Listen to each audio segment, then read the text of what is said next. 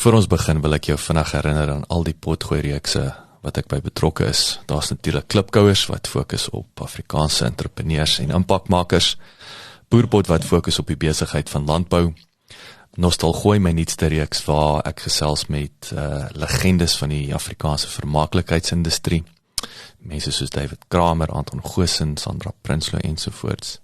En dan my 2 nuwe potgooi-reekse, Buscrush wat die Engelse boetie is van klipkouers, en dan Pot of Gold wat gefokus is op die besigheid van mynbou. As jy in Pretoria is, kom maak gerus 'n draai hierop by ons plek in die R21 Corporate Park, genaamd Bouma at 21, waar ons 'n café het, ons het coworking space, ons hierdie raadsaal uit en my atelier is hier. So, as jy is, kom drink gerus 'n koffie en kom sê hallo. Nommer 7 Media Produksie. Welkom by die John Deere Afrika potgooi reeks. Ek is jou gasheer, Jacques Passon.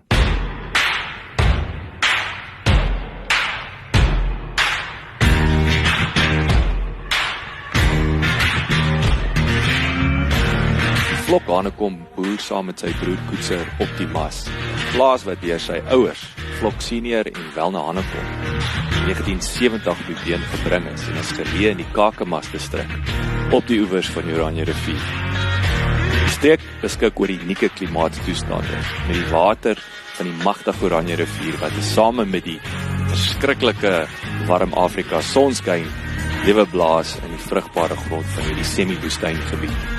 Die Hanekoms produseer derhalwe ook 'n unieke kombinasie van sowel tafeldrywe en rosientjies vir uitvoerdoeleindes, asook bekroonde wyne en brandewyne. Lekker leer en lekker luister. Vertel ons julle storie. Jy weet, maar van die begin af, jy weet, is julle derde generasie waar dit alles begin. Jy weet, en waar is jy gebore, waar het jy groot geword, getroud, boeties, sissies, kinders, tot waar jy ons nou hierso sit? Ja, man, kom ek sê, my pa kom oorspronklik van Ceres af in die Koue Bokkeveld, en hy het kleintyd het hulle groot geword op 'n sitrus en 'n vrugteplaas met allerlei appels en perskes en al die van goeters, tabak en eie geplant en aardappels. So die hele Koue Bokkeveld ding soos dit vandag is, maar net daai tyd dan 'n meer primitiewe besigheid. En toe het hy was relatief goed in sport en hy het nou by 'n paar colleges het hy gaan sport doen en Wat het hy rugby gespeel? Ja, rugby en atletiek gedoen en gimnastiek en al sulke goed, en hy toe eventueel het hy by Boland College in die Parel, Wellington, en hy was toe by Oudtshoorn ook by een of ander onderwyscollege, en dis waar hulle toe nou maar aan die studeer geraak het en sy rugby gespeel het, en hy toe eintlik 'n onderwyser geraak. En, wat 'n jare is hierdie nou? Nee, nou het jy my vas, maar dit is in die vroeë 60s. Okay. Ja, ek wil sê, is 'n goue dekade gewees. Ja, ek sou sê, hier by 1960 was hy omtrent 18 jaar oud, so hy het toe begin uitkom en in die colleges en die goeders gedoen.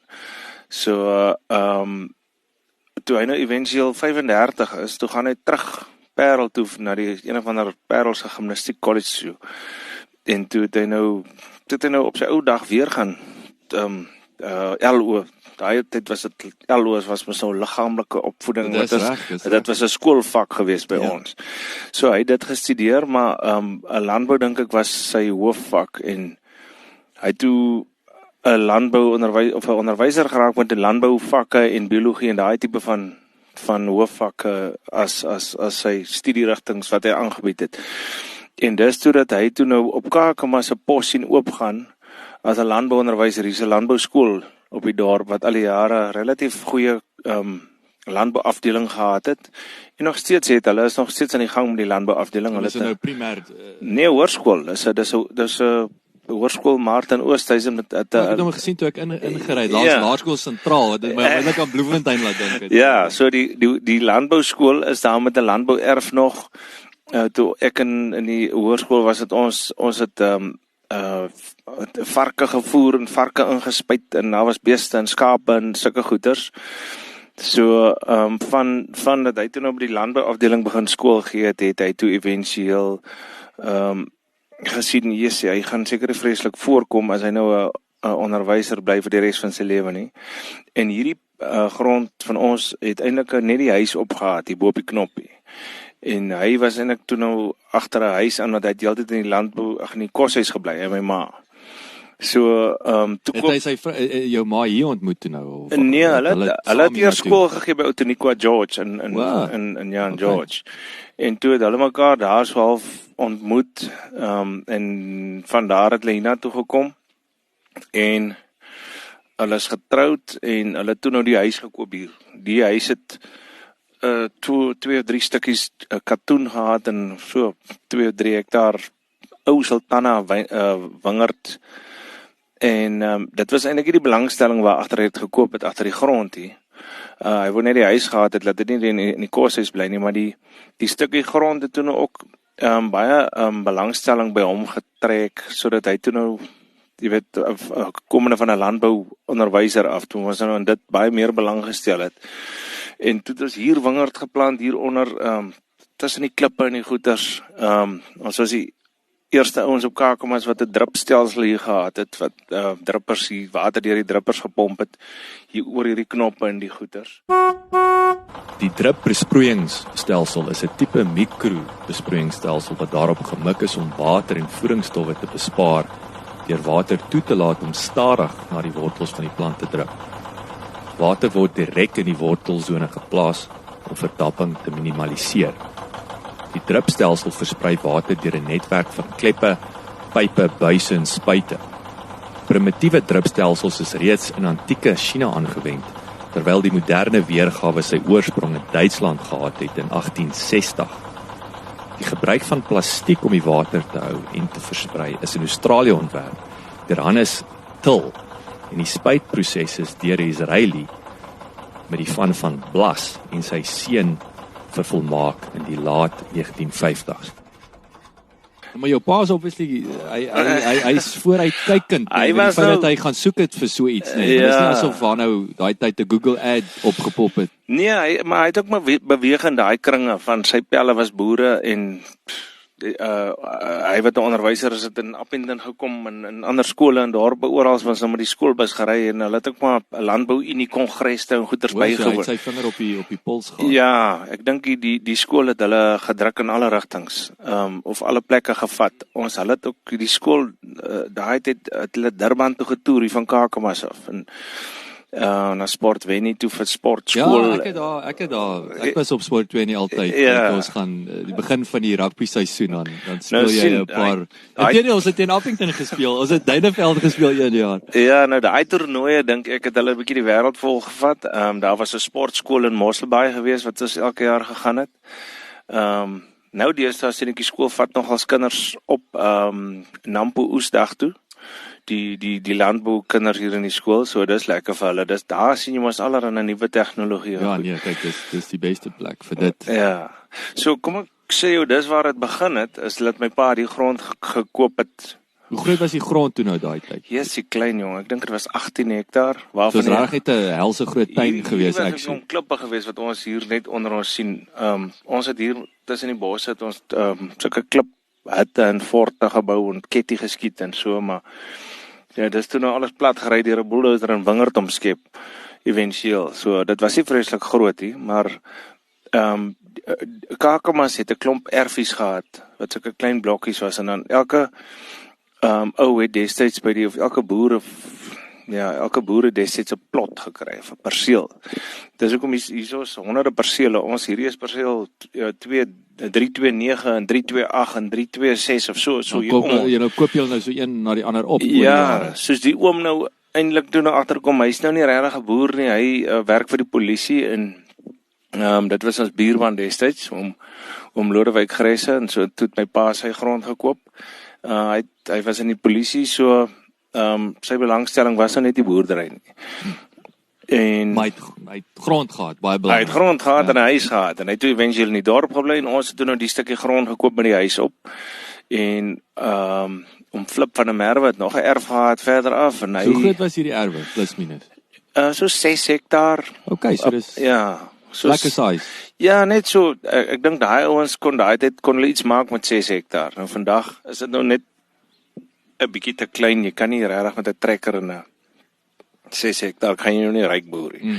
Dis eintlik 'n lekker plek vir 'n ou wat nou 'n ander werk het. So gentleman. Ja, so met 'n klein trekkertjie hou van speel naweke. Speel en breek. Ja, speel en breek en hy werk in die dorp vir 'n ander ryk ou. So ja, so die klomp erfies is toe nou almal bymekaar gekoop, langstaan en nog 'n buurmansin en nog 'n buurmansin en so dit toe nou groot genoeg geraak dat ons daarom nou daarom kon ook groot raak en deur die skool gaan en deur die universiteit gaan. Ons is 4 kinders. So jy ek is die jongste. Jou boetie en dan die ander ja, my almal broers. Ja, my oudste broer en dan my tweede broer boer saam met my, Koetser. My oudste broer is in Holland op die oomblik. Ja, hy's 'n chemiese ingenieur. Hy het by Nexa in Pretoria gewerk, daar naby Pelindaba. So ek dink dit net moeilik geraak met die kernkraggoeders in Suid-Afrika. Die onderhoud en die goed met Eskom, party ons is nie betaal nie, sekere goed kon nie lekker groei verder in sy afdeling nie, en daar het geleenthede gekom wat hulle eers gaan vat nou, of gevat het in Holland, en my tweede oudste broer, hy het nou net hier, hy het, is gaan af Kaap toe vir 'n bietjie besigheid, so hy is bietjie meer betrokke by die wynkelder afdeling, en ek is meer by die boerdery fokus ek, en ek probeer meer die administratiewe gedeeltes net by mekaar hou, die opvolg eintlik met bankmanne en besighede en rekeninge en daai tipe van bemarkings, so 'n bietjie meer in die administratiewe finansiële kant is my belangstelling. Ek het landbouekonomie gestudeer. So julle toe, okay, so jou pa, so dis so daai tyd toe jy jou grond groter gemaak het, was nou hierdie erfies wat opgekoop het. En dit is in daardie gogga toe nou gebyt. Ja. Toe jou pa begin hardloop. Ja. En dit was wat, tafeldrywe of wat was dit toe nou eerste? Eerste was dit rosientjie drywe en lucering en katoen en al sulke wisselbou gewasse.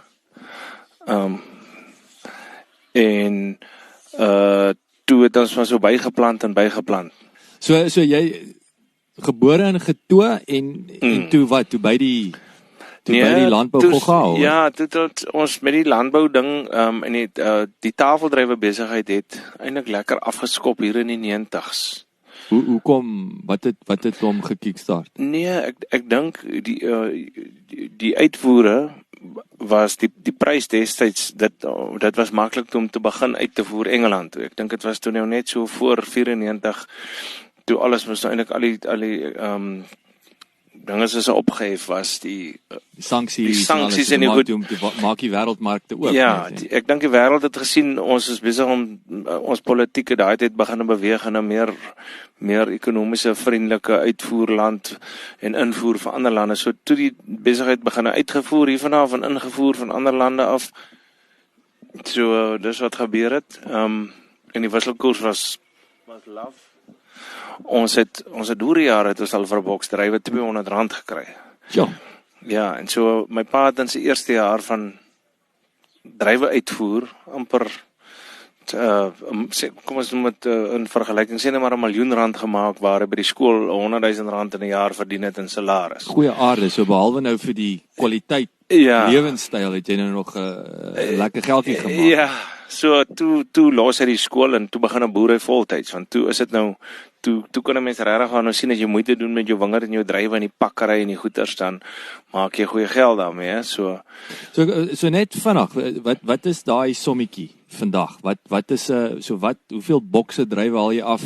Ja, die ding het baie en wat kos 'n boks en so. Ja, die ding het baie verander en daar's ook klomp veranderlikes in daai sommetjie wat jy nou kan ingooi. Dis soos 'n sin kos dan 2 van die 6 goed in die equation kan verander en dan kan die hele ding kan aan die ander kant toe gaan. So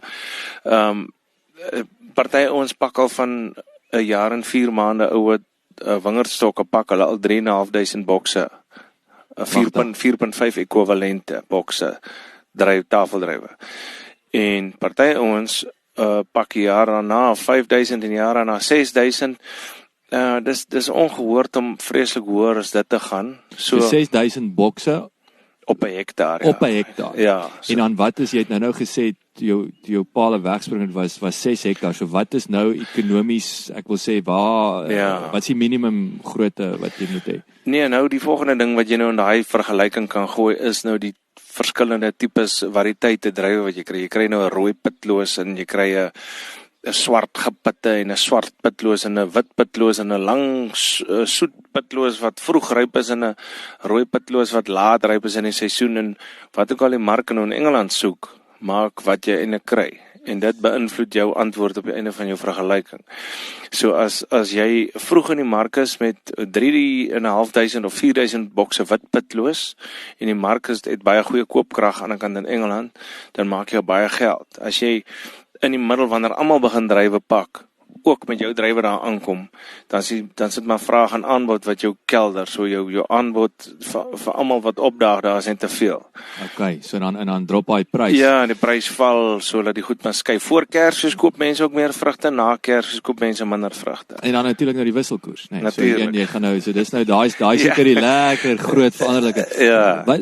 Wat is die gemiddeld wat julle maak nou? Jy het nou gesê R200 in daai lank terug, waar is ja, nou? Ja, nou kan dit wees, die gemiddelde prys per 4.5 ekwivalent is nou enigiets tussen R110 tot op R155. Ek weet dis ouens wat besonderse kwaliteit het en goeie variëteite, wat die mark aan die kant graag soek en verskillende korrelgrootte, so dis nog 'n veranderlike en van hulle kry tot R180 'n boks. Dis so, dit is, jy weet jy nou, sê back in the day om R200 vir 'n boks gekry is dit dit is ongehoord, dit is belaglik. Sjoe.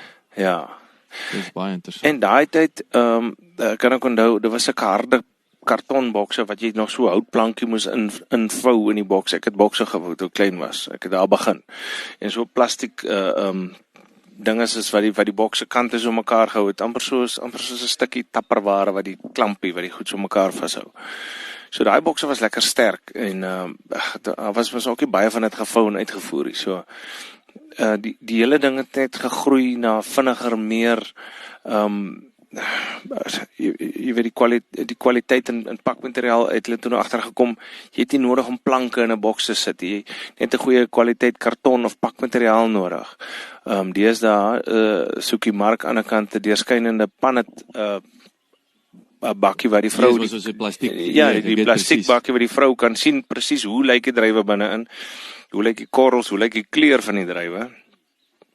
So dit maak nou weer 'n heel ander. Jy kry selfs nou sulke klein pakkies van 50 gram en 100 gram met 5 of 6 knipseltjies druiwe in vir die kinders in Engeland. Hulle en ek wil daai nie ek nou ook nou weer jou marges op nee, want dit is nou weer meer arbeidsintensief en daai ouens worry nie. Tesco of Waitrose, hulle dikteer mos nou maar hoe. Hulle sê net wat die huisvrou soek en dis eintlik wat jy hierdie kant bepak. So jy's eintlik maar baie oorgelaat aan 'n klomp mense se genade en se behoeftes en se voorkeure. Baie mense weet eintlik nie wat hulle wil hê nie tot hulle iets sien. Soos tot daar nou 'n nuwe oulike produk kos in 'n sakkie, perfek vir die kind in 'n kosblik. Dan sê die vrou, okay, ek wil daai ding hê en ek koop hom en nou verander die mark se segment weer, met nou 'n klomp van daai goedjies met vir die skole gaan. Ander markte, ek weet daar is 'n mark in Duitsland. Dis 'n klomp Amerika het 'n groot weermagbasis in Duitsland.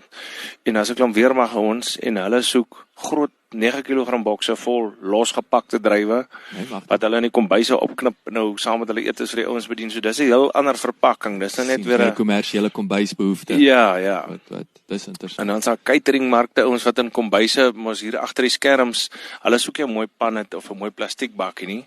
Hulle soek net 'n mooi perfekte druiwekorrel, want hulle moet hom op 'n bord sê maar tussen slaai of iets anders voorsit. So daai ding verander weer. Maar daar's die wêreld het baie oop gegaan vir ons. China aan die ander kant is 'n belaglike mark wat nou oop gegaan het. Ek wil hy's nog soos die Engelsman sê scratch the surface. Nee? Ja, hy warm nog op in daai opsit. Ja, daai mense koop containers en as jy hom oopmaak, pak hulle hom daar uit en hulle maak die bokse voor almal oop en dan so vuil hulle die bokse op daar. Pragtig. Ja, en hulle word sommer met fietsse en karre en alles weggery in die informele sektor weg. Goed verdamp amper soos water voor die So, ja. So kom ons praat 'n bietjie, kom ons delf dieper in terme van die besigheid. So tafeldrywe begin. Hoe lyk die plaas nou? Ek bedoel julle het nou, wat is die verskillende segmente en dan kom ons nou hierso by die keller gedeelte. Die seksie gedeelte. Ja. Die brandewyn en die gin. Nee, ons is omtrent 30% tafeldrywe nou en so ek sou sê 45% rosyntjies en dan so die res is ek dink daar bly 25% oor omtrent vir wyndrywe. En hoe kom daai verhouding? Ek neem aan so jou tafeldrywe het kleiner geword oor die jare. Ja. Toe rosyntjies en toe nou die Ja, baie van hierdie goed wat hier staan is 'n bietjie ouer kultivars variëteite. So 'n blok wat sê nou 18 jaar oud is nou nie meer die vrou se smaak in Engeland. Sy soek nou nie meer 'n ding met 'n pit nie, of sy soek nou nie meer 'n rooi druiwe met 'n klein korreltjie nie. Sy soek nou 'n groot rooi korrel wat pitloos is en die hele dros moet van natuurlik rooi gekleur wees in 'n ekstra large tipe korrel. So dit maak nou dat die variëteit wat jy 19 jaar terug geplant het nou net nie meer kan kompeteer met die nuwe variëteite wat daar uitkom en nuwe genetika aan die goeder wat daar nou deesdae geteel word, is ongelooflik. Wie dryf daai navorsing? Yes, daar's 3 groot besighede in die wêreld, en die een is Sunworld in Kalifornië, en dan is daar SNFL, dis 'n ander maatskappy wat klomp genetika, en dan is daar IFG International Fruit Genetics. Hulle het ook 'n klomp oulike variëteite, en dan hier in Suid-Afrika is 'n paar ouens wat 'n paar wat pitlose variëteite uitgebring het en goeie proewe en goeders doen. So ek dink dat die ding gaan heeltemal ontpop in 'n absolute sirkus van daar gaan so baie goed wees wat beskikbaar is, maar ek dink wat wel vir jou gaan maak dat die ding gaan hou is jy weet die ding, daai boksie drywe moet eintlik deesdae goedkoop voorberei word in die land. Jy kan nie 3000 mense op jou plaas laat op en af trossies knip en korreltjies uitknip en vrotkorrels uithaal nie, en dan moet sekere variëteite moet reënbestand wees, soos in die noorde in Groblersdal en daai areas boer hulle ook al met tafeldrywe, maar die variëteite daar wys baie wat is reënbestand en wat nie, en die Heksrivier onder in die Kaap, hulle het ook baie reën, en dan sien hulle net, hierdie kultivar gaan nie werk nie, hierdie ding bars as dit net 'n bietjie reën kry, hierdie ding hou sy korrelgrootte en sy gesondheid deur reën. So dit maak dat jy nou sien, okay, hierdie variëteit is dalk 'n bietjie meer geskik vir my area. Hy pas beter in en dan weer daai prys kombinasie ook, waar gaan jy nou, waar is die behoefte of waar is die prys die beste? So ek neem aan dis ook julle ouens se grootste uitdaging, is om strategies te besluit wat is die regte kultivar, maar tweedens, waar gaan ek die beste prys kry? Ja, dit ook, maar en in watter tydsgeleef gaan hy ryp word? Soos as ons het nou van Namibië net hier so 200 of 300 km van rivier af, daar by Ausengeer en Oranjemoen, daai ouens het ook 'n helse groot tafeldrywe plase. En hulle is so 2 of 3 weke voor ons. So hulle begin al hier Oktober drywe oes. En dan as hulle nou eintlik by November, Desember wil klaarmaak, dan moet jy eintlik met jou drywe weer vir hulle aanvul as jy dit nou so kan sê. Ja. Nou baie groot maatskappye het 'n plaas daar, 'n plaas hier, 'n plaas in Appington, 'n plaas in die noorde en 'n plaas in die Heksrivier, so dis maar verskansing. Ja, so as daai drywe opraak, dan fokus hulle op die plaas hier in Kakamas, en as hierdie drywe opgepak is en weg, dan gaan pak hulle verder in Appington, wat net later is as Kakamas, en na Kakamas val Vredendal volgende in die ry, en dan na Vredendal is dit die Heksrivier. So party sulke groot plase probeer vir die mark aan die ander kant sê, ek kan vir jou vir 'n jaar lank drywe voorsien. Nou, ek dink 'n mark verkies dan nou so produsent. Maar hy weet nou vir 9 van die 12 maande dat hy drywe uit Suid-Afrika uit. So dis nou weer ook daai die groter ouens word groter en die kleiner ou die kleiner ou moet maar raak slaan wat diep. So okay, so daai en dan So dis die tafel en aan die rosyntjies. Wat is die storie met rosyntjies? Is dit nog Ja, 'n groot ding. Is dit 'n makliker ding om te verbou? Ja. Is dit die groot sou ek sê die groot voordeel? Rosyntjies het ook sy risiko. 'n Mens kan maar jy kan maar weet enige ding het sy risiko. As 'n storie te goed is om waar te wees, dan is dit te goed om waar te wees. So almal het op al gesê, "Yes, jy plant net rosyntjies." Nou, daar was op 'n stadium siek plantmateriaal wat ingekom het. Almal het 'n variëteit geplant met die naam van Merbein Seedless. En die kwekers onder in die Weskaap het gesien, yes, dit is nou die ding wat hulle nou moet verkoop aan die boere. So hulle het ek dink daar het 'n klomp siek materiaal wat hulle afgeknip het en steggies van gemaak het en stokke weer teruggestuur het. En van daai goeders het tog maar hier plek met die blokke so half uitgesak. Daar's kolle waar daar net die loodgroei is nie. Dit het sy effek gehad. Daar's van die ou Sultana blokke dra ek nou nie meer 30 en 40 en 50 ton drywe nie, want dis 'n ou blok. So jy moet hom eintlik maar uithaal. En dan moet jy hom maar hervestig teen 'n koste en dan nou die nuwe rosyntjie variëteite het ook daar's ook 'n klomp goeders wat jy voor moet uitkyk. Daar's 'n variëteite wat 'n bietjie vroeër is. So as jy vroeg jou rosyntjies oes, dan kan jy dit op jou rosyntjiebane of op jou droogstallasies, houtstallasies sit.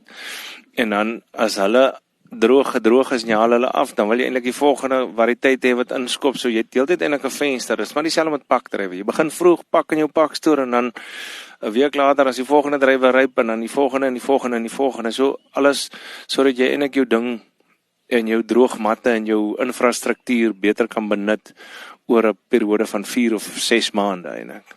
En jou mense ook. Dis ook 'n party ons plant nou sitrus, want ons is 'n black spot free area. Ons is een van die min in die land. Pragtig. Ja, so nou net as ons klaar rosyntjies geoes het, dan is die sitrus seisoen aan vir 'n klomp ouens. Dan staar daai engine. Dan staar hulle weer daai pakstoor op en dan as hulle klaar dit gepak het, dan begin hulle drywe snoei en oes en dan die van Oktober in November af begin ons alweer drywe oes. So die ding probeer nou, dit raak 'n voller pakkie eintlik wat ons begin kry as gevolg van nuwe variëteite, 3 of 4 segmente, soos wyndrywe wat ook later ryp word, kan jy ook later oes, so jy kan jou mense dan nou later daar ook besig hou. So dit klink vir my, dit was so kom ons, dit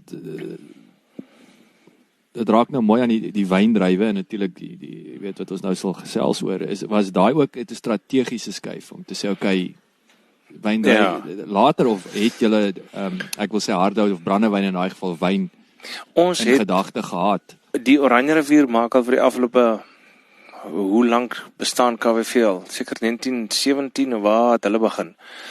Maar dit is al lank wat KWV ons nou al in die land is. En ek dink nou jy's aan die KWV aan Woester, dis die ou ja, die ou gebou daarvoor. Ja, die ou. So ek dink van daai tyd af het hulle gesien, hulle gaan nie genoeg stookwyn kry in die Weskaap alleen nie, of die oes kan ons nou wegvrot ook. So hulle het eventueel is hier 'n Oranje Rivier wynkelder groep gestig hier, so hier's 'n kelder op Kakamas. Oranje Rivier Wynkellers het sy ontstaan in 1965 gehad en is die grootste wynkoöperatief in Suid-Afrika en die suidelike halfrond, asook die tweede grootste in die wêreld. Die Oranje Rivier Wynkellers is gebaseer in die Noord-Kaap en beskik oor 'n wye verskeidenheid van droëwit, natuurlike soet en droë rooi wyne asook dessertwyne. Die koöperatief se wêreldklas wynproesentrum is in Appington geleë en lok jaarliks toeriste van reg oor Suid-Afrika en die wêreld. Hier's een in Kuimoes, daar's een in Appington, daar's een in Groblershoop, daar's een in Grootdrink. Wie besit dit? Ek wil daai naam, sien oral die bordjies. Wie? Nee, dit is die Oranje Rivier Wynkellers, dis maar aandeelhouers. Was dit oorspronklik privaat of was dit met die regering begin daai tyd? Nee, die boere is aandeelhouers. So dit was maar 'n co-op. Ja, ons het aandele in hulle of leweringsaandele. So ek dink dit behoort aan die boer, maar die geboue en die goederes is seker nou natuurlik die maatskappy sin. So hulle is 'n sterk maatskappy met groot infrastruktuur, maar die trekpleister daai tyd vir boere om wyndrywe te plant is dat wyndrywe wat op 'n stadium beter gedoen as rosyntjies. So jy het jou wyn, hulle het van die sultanas wat rosyntjies was uit die boere ingery vir vir wyn. Hy mag dan. Ja. Maar nou, dit wys jy ook nou, dis soos Karakoela, die prys op die lammetjies se velle was op 'n stadium vreeslik gesog en die wiel draai mos en nou is dit eintlik nou, dis mos nou verkeerd. Nou, ek wou net sê, is nie PC nie. Ja. Nee, jy kan nou nie 'n Karakoel jas dra nie, as jy nou ja, nee, jy's uit soos koekies in die weeshuis. Ja. Maar, nee, so die OWK het ook baie groot deure oopgemaak en hulle het baie bulkwyn gemaak en dis afgery met tankers na KWV toe. En daar het hulle nou was uitgevoer. Hulle het dit goed gestook. Hulle het al hierdie klomp wyn van ons gestook daar. Wow, en dis nou al die goeie KWV van al die jare af vanaf kom. Hierdie Kolombar en die Sultana en die Hanepoot en al hierdie drywers wat ons hier gemaak het. Ja. Maar nou met die tegnologie en wyn en al die dinge het dit ook so verander dat hierdie streek van ons maak bitter goeie wyne. En so dat ons nou begin kompeteer met die Weskaap se plasies wat klein hoeveelhede wyn maak, maar 'n hoë kwaliteit. Daai boutique ja, wynplasies. Maar hier is nou al massaproduksie wyne wat nou kompeteer met daai klein hoeveelhede wyn. Wat selfe pryse wen, selfe toekennings en internasionaal dan nou eintlik mos nou meer kompeterend is as gevolg van die massas wat hulle hier afoes. Nou so 'n simpel vraag, hoe kom die ouens nie al lankal dit agtergekom? Daai geleentheid was om self of is dit net maklik om dit aan KWV te verkoop en ek dink dit was maklik. Jy vat jou drywe en jy ry hulle in by OWK en is oor en verby. Ja, maar nou as ons altyd 'n middelman wat iewers 'n paar rand maak. So ek dink wat gebeur het is OWK die wyn gevat en ek dink KWV die kellerstruktuur help vestig destyds. Hulle het stookwyn gesoek van die area af. En die lekker sonskyn het lekker hoë suikers gegee. Hulle het lekker gestook. Ek dink hulle het goeie brandewyne gemaak destyds daarvan. Die ding het mos maar baie verander ook. In terme van wat stook nou deesdae 'n goeie wyn? Wat maak nou 'n goeie wat stook 'n goeie brandewyn en wat se tipe suiker maak 'n goeie soetwyn en wat maak 'n goeie droë wyn en al daai van dinge. Daar's pH wat betrokke raak en wyn sure en die sure by ons brand partykeer weg in die son, maar daar is nou al byvoegings en goed wat ouens kan doen wat wyn enige ou kan amper deesdae al 'n goeie wyn maak. Ek sien. Ja. So julle toe nou alright, so daai ding het toe nou vlam geval. So wanneer het julle toe nou besluit luister, want ek bedoel julle het nou een tree verder gegaan, maar want jy het nou ons praat nou van boutique wynplase, maar ek bedoel julle het ons nou die craft beweeg met die craft brandewyn en die gin. Ek bedoel elke lyk my oral die ouens op die gin bandwagon, maar ek bedoel julle het nou weer daai ons het dit bygevoeg en dink maar julle het bygevoeg want julle het 'n regte weet 'n wynplaas wil ek sê. Kom ek sê my broer het op Stellenbosch het hy in 'n garage het hy staan en alles wat hy in die hande kon kry gestook in 'n koper geyser. En hy was baie populêr. Hy was populêr. Hulle house parties was iets verskriklik. Man het mampoer gedrink en arbeilikeur en ek weet nie wat alles hy gestook het nie. En toe ons hier gekom het daar 'n geleentheid gekom vir 'n stookketel wat tweedehands beskikbaar was om naby te koop in Douglas. Hoe lank terug is dit toe nou? Yes, jong, ek moet nou vir jou sê dit is hier in die vroeë 2000s. Hoe is julle het al lank terug? Ja, dit was hier by 2005 rond. Ek kan nou nie vir jou al die datums nou nie. Alles is presies op ons webtuiste. Ja. Die geskiedenis is daar uitgesit. Maar dit was hier middel 2000s.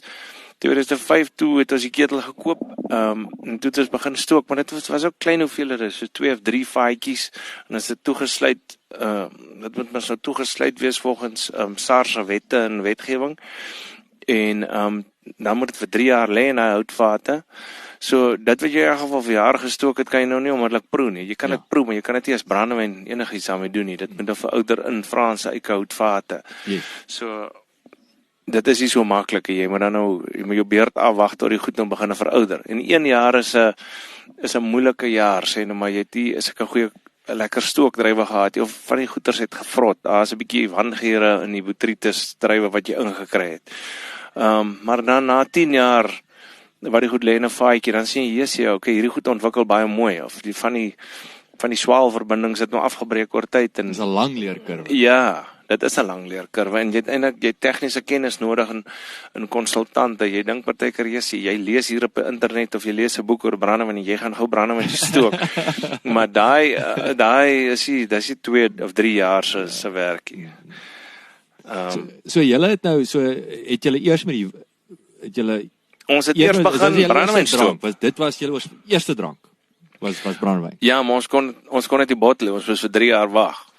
Yes. En toe het my oudste broer. Hoekom nie wyn nie? Is wyn soortgelyks dat hy moet 'n bietjie verouder of? Ja nee, dis nou wat ek jou wil sê. My oudste broer en sy vrou het hier gekom eksperimenteer met wyn en hulle het 'n garage wynmakerskursus bygewoon.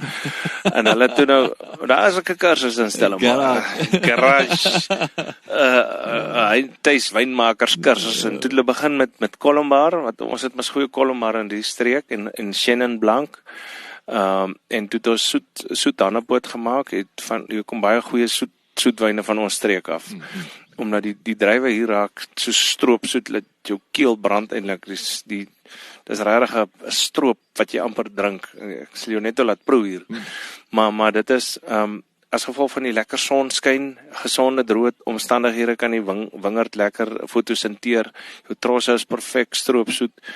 Die Colombard dra net so verskriklik baie dat jy daai 60 of 70 ton druiwe net nie tot stroopsoet kan ryp maak. So die wingerde en dis juist wat die ons brandewynmeester wat vir ons help om die blends op te maak.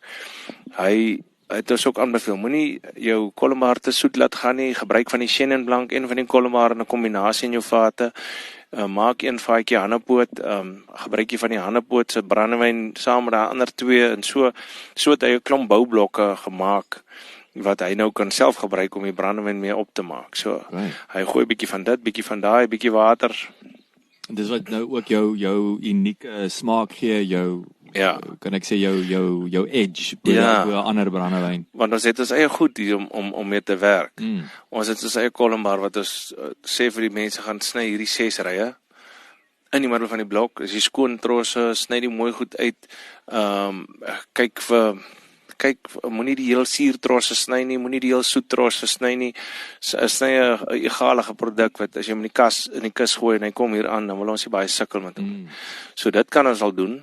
En dit help nou, dit is nou ongelukkig, party mense sê, ja, jy moet nou eintlik nou 'n goeie wingerdboukundige het net mooi druiwe, maar dit is mos nou nie so nie. Jy kies mos nou vir jouself die heel beste goed uit vir die heel beste druiwe. So dis wat ons doen. En die ander goed gaan na die korporatiewe kelder in die dorp toe. En dit gaan tog in elk geval ook na KWV toe wat ook 'n goeie produk stook.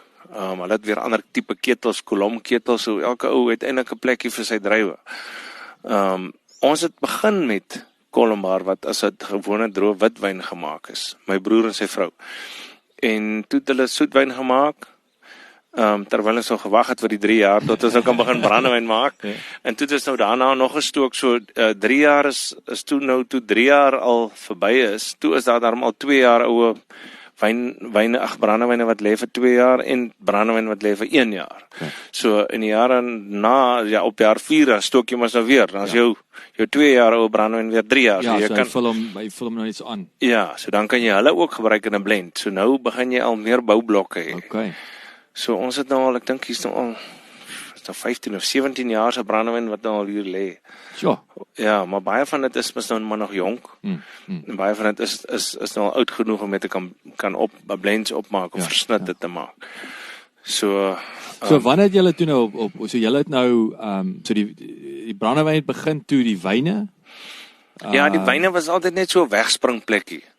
En toe het ons 'n klomp ek was 2005 was ek weer terug universiteit toe ek het wingerdkunde en hortologie geswat nog vir 'n jaar.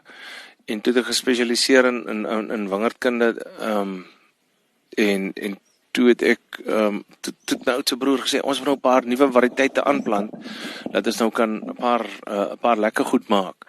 So toe het ons begin Sauvignon Blanc plant wat tipiese hier is nog nie baie van dit in die Noord-Kaap geplant nie, omdat dit mos nou nie eintlik die aard nie, of so het almal gedink. En nou het ons Sauvignon Blanc en ons het Merlot, ons het Shiraz en ons het Cabernet Sauvignon en ons het Chardonnay en ons het Viognier en ons het hierdie blokkie hier voor die wynkelder het omtrent 8 of 9 verskillende variëteite in. So jy het nou maar net daai kans gevat. Dis nou maar soos jy vroeër ook gesê het, Ja. jy moet, dit klink vir my, as ek hierdie wêreld moet opsom is dis die konstante eksperimente. Ja, maar wat eintlik lekker werk is, ek dink hierdie klomp water wat die rivier vir ons gee, 'n ding wat jy plant, sal definitief in die somer groei. Of hy sal vrek brand in die son. Maar blaarslaai en enige ding wat ek by my huis ook plant, dit groei. En want daar is genoeg water, daar is genoeg sonlig en is droog en is gesond. So hierdie klomp goed wat ons geplant het alles gevat en dit het sommer lekker gegroei.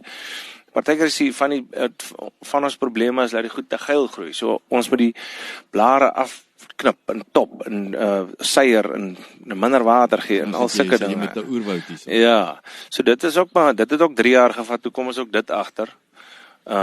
En ons het maar net gesien soos portkultivars, so mense het nie so baie port nodig nie. Ons het port, ons maak port, maar dis nie 'n ding wat in Suid-Afrika verskriklik baie gedrink word nie. As jy jouself vat, hoeveel soetwyn drink jy in 'n jaar?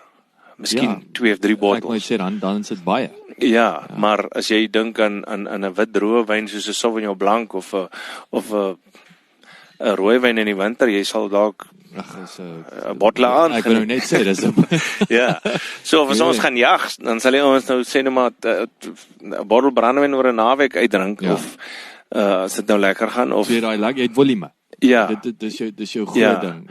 Die ding wat eintlik meer verkoop, moet jy eintlik 'n bietjie meer op fokus. Ja. So soetwyne. Hoekom, ekskuus ek van jou rede, ek dink nou onmiddellik aan Portugal en Porto. So ek dink waar jou seker jou grootste porthandelsmerke en fabrieke in die wêreld. Hoekom is Suid-Afrika, is dit nou maar net oor ons warmer kultuur wat ouens nie kyk, moenie 'n fout maak nie. Ons maak in ons land 'n seker die grootste verskeidenheid wyn wat daar bestaan. Ons is nie so streeksgebonde soos Frankryk of Portugal of die klomp nie. Maar jy moet in daai geografiese grens anderste. Jy mag sê nou net port of net champagne plant in die distrik Champenois. Ja. En jy mag net Bordeaux variëteite plant in Bordeaux. So hier by ons op ons plaas staan omtrent alles. En dit is in die Noord-Kaap waar niemand amper nou eers gedink het 'n Pinot Noir sal groei nie. Hier staan Pinot Noir en ons het vonkelwyn nou daarvan gemaak op Method Cup Klassiek. Yes, dis somme, dis nie dis nie carbonated wyn nie. Nee, dit is lekker. Ons is die eerstes in die Noord-Kaap wat dit gemaak het. Pragtig. Ja, so dit is 'n geluk. Ek dink nou net port ons het absoluut so gaan spesialiseer in port. Dat want dit was al wat die regering hulle toegelaat het om te plant of net champagne variëteite te plant in die distrik Champenois. So hulle was eintlik vasgevang dat hulle kon nie meer eksperimenteer en dalk het dit hulle eintlik nou op hulle ou dag kom vang want dit streek in Champenois is dalk jy kan dalk goed wees in Cabernet Sauvignon of in 'n paar ander goed wat hulle net nooit geproef het nie. Want hulle mag nie. Hulle mag eers 'n stok daar plant nie. Die regering was vol nonsens. Sure. En klomp van ons het nou ook nou maar allerlei ander goed gedoen soos juniper bessies geplant. Jy kry dit in van Tuscany afvoer, ons dit ook in olywe vir die gin vir die gin en ek dink olyfolie het 'n groot ding geraak. Die Franse hou mos in geval van dit in hulle kos. So ek weet nie, ek dink daar's dalk hulle vleisbedryf het ook. Die Franse is mos nog maar hulle groentes en vrugte en goeders alles wat hulle in hulle kosse gebruik. So hulle later seker net gesien, die wyndrywer gaan as die deur trek. Kom ons doen iets anders ook maar. Grane en al daai dinge. So by ons het ons die geluk dat ons dit kan plant wat ons wil. Yes. Dit tel aan ons guns. En dan kan jy en wanneer het julle toe nou op gin besluit toe nou? Maar gin was in. Nog steeds. Ja, nee, ek het vir my broer op 'n stadium gesê, jong, gin is besig om die wêreld aan die brand te maak. Kom ons ondersoek net die saak gin. Hy het 'n bietjie meer op die brandewyn gefokus op daai stadium en ons het die ou wat al 26 jaar by KWV was hy die brandewynmeester. Sy naam was Kobus Gelderblom. En hy is ons brandewynmeester. Hy kom ry op 2 keer per jaar of 3 keer per jaar vlieg hy op en dan kom sien hy ons vir 2 of 3 dae en ons blend brandewyn en ons proe al die vate deur en ons bespreek al die prosesse en die goeters en die koperketel en die potte en ons kyk wat ons kan beter doen. En ons is in die gelukkige posisie dat hy nie meer by KWV is nie, want nou kan hy vir ons ook help. Ja, daar's nou nie geen konflik nie. So dit help vir ons baie, want ek dink om daai 2 of 3 goedjies bymekaar te sny en dan by die sekere sagte geure uit te kom wat hy in ons potketel reg gekry het, dis 'n kuns. Sure. Dis 'n 26 jaar se leerskool wat jy nie kan by enige ou kry nie. Jy gaan dit nie raak Google nie. Nee. Wat is daar en ek wil graag fokus op die pot die ketel. Ketel, maar met die gin is gin se produksieproses en alles moes jy aparte kyk, gin is mos nou dis ook eintlik 'n interessante storie. Elke keer as jy 'n ding maak, dan gaan lees jy eers op waar kom dit vandaan en wat is al die triks en al die geheime en die goeders wat mense oor jare nou vervolmaak het. Die ouens in Engeland wat die dry gin maak en in ander lande, hulle gooi mens nou juniper bessies in by water en by alkohol. 57% alkohol mengsel. So jy breek jou water of jou alkohol af tot by 57% en dan trek jy nou daai hele besigheid. En omdat ons alkohol het en ons het 'n ketel en ons het baie van die toerusting wat ons kan gebruik daarvoor. So jy kan net een uithaal en die ander een. Ja, jy kan eintlik dit so doen. So dit was weer daai throughput wil ek sê. So nou het jy baie hoër produksie met jy gebruik eintlik jou ketel vir baie meer goed. Sien, so dit is so in daardie opsig is dit 'n slim skuif gewees om addisionele produksie uit te. En nou, ons het 'n kleiner keteltjie ook, en daarmee maak ons nou konsentrate. So ons sal byvoorbeeld 'n narkie konsentraat stook, of ons is besig met een of twee ander geheime, voor as hulle nou bottel, kyk ons nou net eers hoe gaan hulle versny saam met die gewone gin. So jy maak 'n gewone gin, en jy versny hom sê net maar met 'n narkie konsentraat. So een van julle het mos nou die narkie gin. Ja. En dan sien jy ook hy behou sy gin karakter, maar hy kom 'n sitrusgeur deur wat baie goed saam met sê net maar tonic gaan en ons het die narkies in die streek hier, want die klomp nuwe sitrusboere hier help ons nou weer met daai skille in die hande te kry. So dan is die pomelo boere hier, ons citrus gin het 'n klein gedeelte pomelo skil ook in, en gedeelte lemoenskil, suurlemoenskil, en al daai boere is hier om ons. So ons het die boustene plaaslik. Daar is nog 'n paar plaaslike goed waarmee ons nou eksperimenteer, maar is dit doelbewus? Is eerste prys juis om plaaslik te kan source? Ek dink om net die goeder van die Kaap af op te ry hiernatoe is eintlik al klare seëning, want dis een nadeel van die Noord-Kaap is as jy iets wil hê, moet jy dit aanry of self maak of self plant of wat ook al of jy moet dit opkoerier, want eers daarom dit help baie. Jy kan met Takealot min of meer enigiets kry op jou voordeur, maar 'n klomp tonne citrus aan te ry die Kaap, dit gaan jou amper nou heeltemal 'n boek nie. Nee, dis moeilik. So hoe vergelyk so jy het nou die mas, dis nou julle handelsmerk, so julle het nou die brandewyn. Ek wil oor die ketel. Wat is die proses? Wat jy nou die ketel, die pot stil, nee, wat is dit? Wat's anders daaraan? Kyk, dis nou ons mag ook mos niks kopieer van Frankryk af. So hulle het ook mos maar hulle groot ketels. Hulle het groot kolomme wat hulle met stoom warm maak en allerlei steenkool en goeders. Ek dink is net groter. Dis groter bedryf wat hulle het, en hulle moet op 'n goedkoper manier van verhitting werk. So in ons geval gebruik ons gas, butaan en propaan gas wat ons nou in Suid-Afrika is, maar die Afrox gas wat jy in die huis gebruik.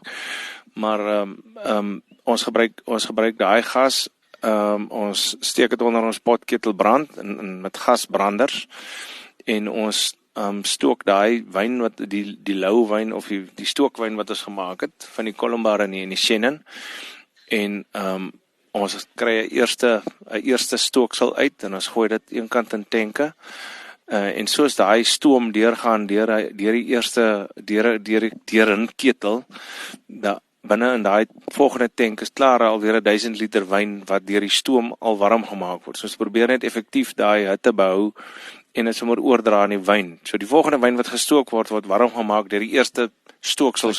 Hy kom met 'n geur deur. Stoom met 'n geur. Nee, hy gaan deur 'n pyp onder en dis amper soos 'n donkie wat deur 'n tank gaan en hy maak slank die volgende klomp wyn warm. Ek sien. So daai hitte word al oorgedra na die volgende stooksel wyn. So dan stook jy nou alles een keer deur en dan het jy nou 'n eerste stooksel. En dan stook jy hom nou weer deur en dan gooi jy nou die hart en die stert gooi jy weg of dit gooi jy by die ander een. En dan eventueel dan stook jy hom nou weer 'n derde keer en dan so kom jy nou by al suiwerder produk uit. En dis maar dis die verskil in die potstil en versus normale proses dan? Nee, normale brandewyn word presies dieselfde gestook. Ons het net agtergekom die party houtvate verouder beter. Daar's minder suurstof wat oksideer en daar's minder verlies in alkohol wat verdamp. Was die Angel Share? Ja. Maar wat ook gebeur is as jy partykeer as jy begin stook, het jy 'n voorloop. Hulle praat van daai eerste klomp die eerste klomp alkohole, dis 'n bietjie gevaarlike goed. Dis amper so spirits. Die hoë vreeslike vlugbare alkohole verdamp ons nou eerste met 'n lae hitte. En dit is goed wat jou kop heeltemal maak. So dit is jou voorloop wat jy eenkant gooi. En dan die heel laaste goed wat jy nou as jy nou al hier 80% van die alkohol uitgestook het, dan is daar nog so 'n bietjie alkohol wat dan weer swak smake en geure het. So wanneer ook al jy nou die voorloop afsny en die naloop afsny en jy behou die hard gedeelte. So daai hard gedeelte kan partykeer nou net 'n minuut te vroeg of 'n minuut te laat wees. En dit kan 'n klein bietjie van 'n wangeur of 'n wansmaak hê op jou tweede stooksel, maar ja, dan weer by die tweede stooksel weer die kop en die stert af. So jy maak hom al jou middelste hard gedeelte maak jy al suiwerder. En dit kan op partykeer ons nou maar seker wees dat van die goed is nou maar net 'n minuut of 2 vroeër of later en suiwerder en beter en saam met 'n beter vat en verloor minder alkohol en dis nou weer 'n paar goed wat 'n effek kan hê. Ek sien. En hoe lank jy ook lê in die faaitjie maak mens nou dat 'n ding nou baie sagter raak. Ja.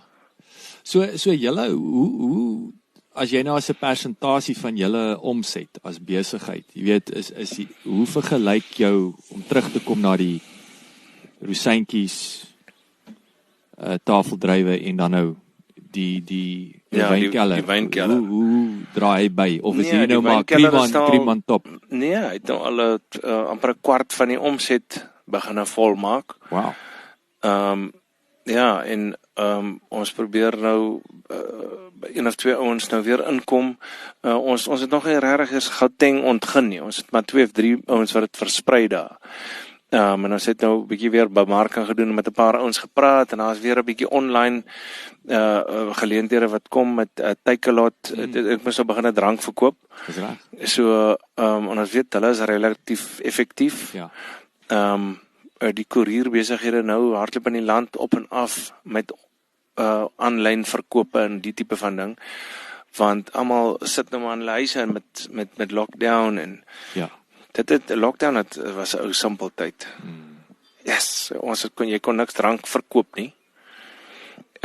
Jy mag skelm drink in die huis, jy mag nie in 'n restaurant verkoop, jy mag nie in 'n Tops verkoop nie, so dit het ons 2 maande, dit is nogal seer gemaak in terme van besigheid. En wat is gewoonlik julle, is dit seisoonaal?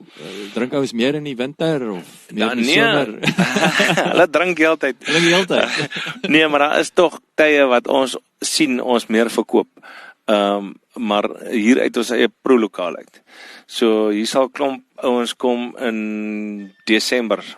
Ry hulle sê maar van Gauteng af Weskus toe en dan van die Weskus af Kaap toe en van die Kaap af sê net maar Durban toe. Dit hang maar af hoe mense ry, maar met die roete die N7 kom ons hier deur. So klomp Gautengers kom hier deur. En as hulle hier verbykom, is dit lyk dit my halfdag, dan stop hulle eers hier. Dan die ons koop baie hier uit ons eie prolokaal uit. So hulle stok op vir die Nataltrip. Ja, klomp mense is aangenaam verras as hulle hier kom en hulle sê, "Yes, die brandewyn is nou eintlik lekker en is gin en kom ons sit 'n bietjie en die kinders hardloop hier op en af en die ma drink nou gin en die pa drink brandewyn en die ouma drink soetwyn en daar's eintlik nou ietsie vir almal. Ja. En die ou wat nou glad nie daarvan nou nie, hy kan nou in die somer vir hom 'n bierhokkie bestel. En 'n pizza eet, so dis die plan nou. Maar ek dink die mense wat hier deurry, piek in Desember, November, Desember en dan Paasnaweek piek ons ook redelik. Junie maande kom 'n klomp jagters deur.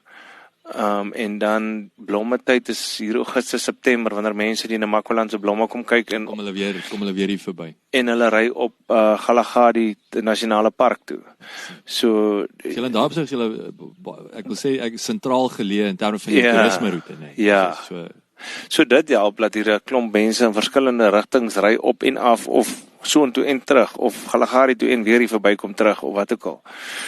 So wat sien jy? Wat is julle ek wil sê aspirasie of visie is daar dink jy daar gaan 'n tyd kom wat julle net gaan produseer vir julle wynkelder?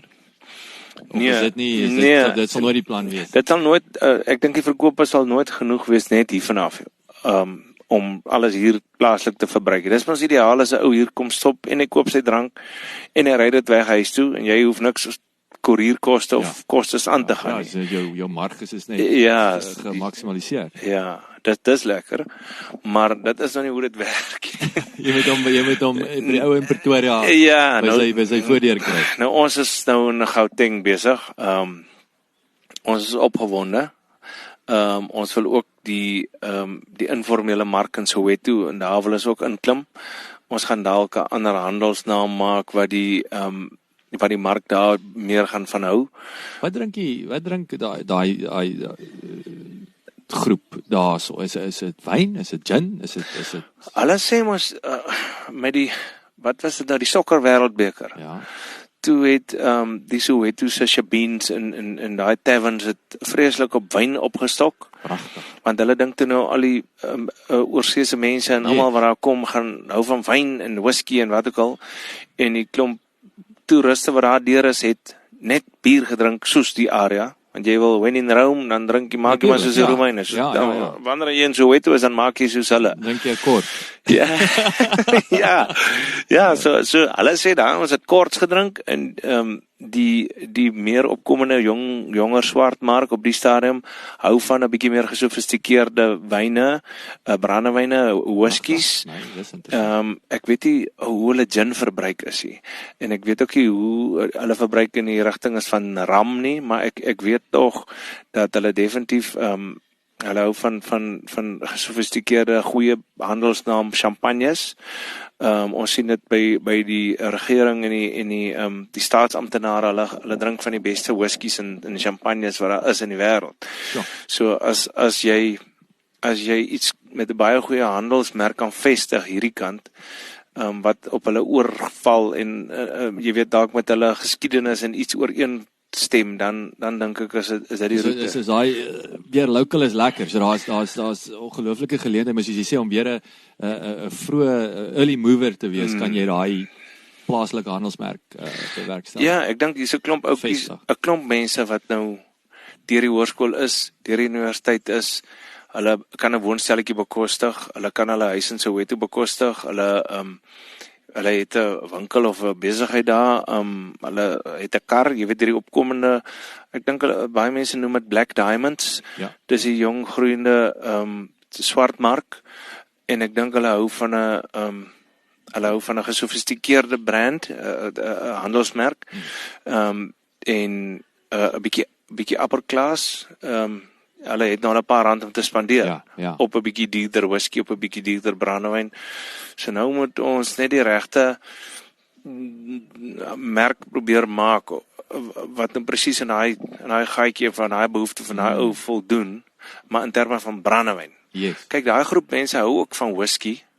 En van, soos ek jou sê, duurder champagnes, hulle probeer maar ook maar beïndruk. Hulle probeer nog girls indruk. Ek wil net sê, dis jou handel. Ek sê altyd jou beste bemarkers in die wêreld is die jou mode-industrie.